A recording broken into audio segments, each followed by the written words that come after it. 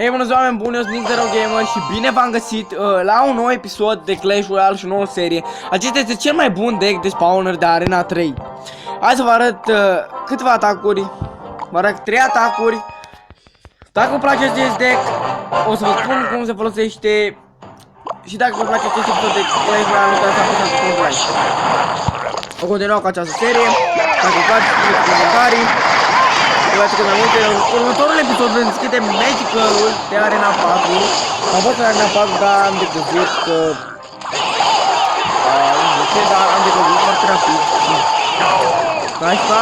Da, deci acesta avea un deck bun versus mine. Da, deci nu uitați, dacă vă place acest episod de Clash Royale și de... Game și alte regardă de face. De bun business ar putea nou început. Da. Să vă o să vedeți cu cât am venit pe el. Și aici tot. Good game. Am jucat 3 trofee pe el. Da, acesta este contul meu mai mic. Am unul mai mare. Aici sunt într-un clan Aiurea. Eu sunt în clanul Desnaț. Hai să vi-l arăt.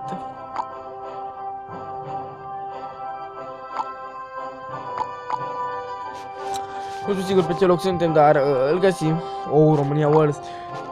Am vrut să mă bag în academie, dar 2200 și full și nu putea ăsta World la academie. 2000 de la 2200 la scăzut la 2000. A scăzut la 2000, da. Eu folosesc golemul. Haideți să arăt. Să mă arăt. Să arăt contul mare. Am trecut oare? Nu, uite-l aici. Disnați. Uite mă, NickZeroGamer 2289 trofee. Deci ăsta este deck-ul în care fac eu trofee. Am 1506 win-uri. 2372 am fost maximul meu. Am telefonul spart, de-aia nu fac YouTube pe celălalt. Deci da, azi vă arăt 2 atacuri și nu uitați să apăsați butonul de like dacă vă place acest deck, dacă vă place. Ok.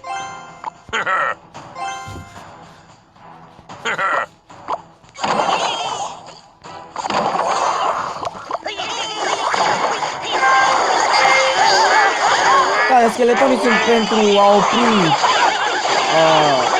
anumite trupe, adică prințul, P.K.-ul. Balonul este pentru a opri Giantul,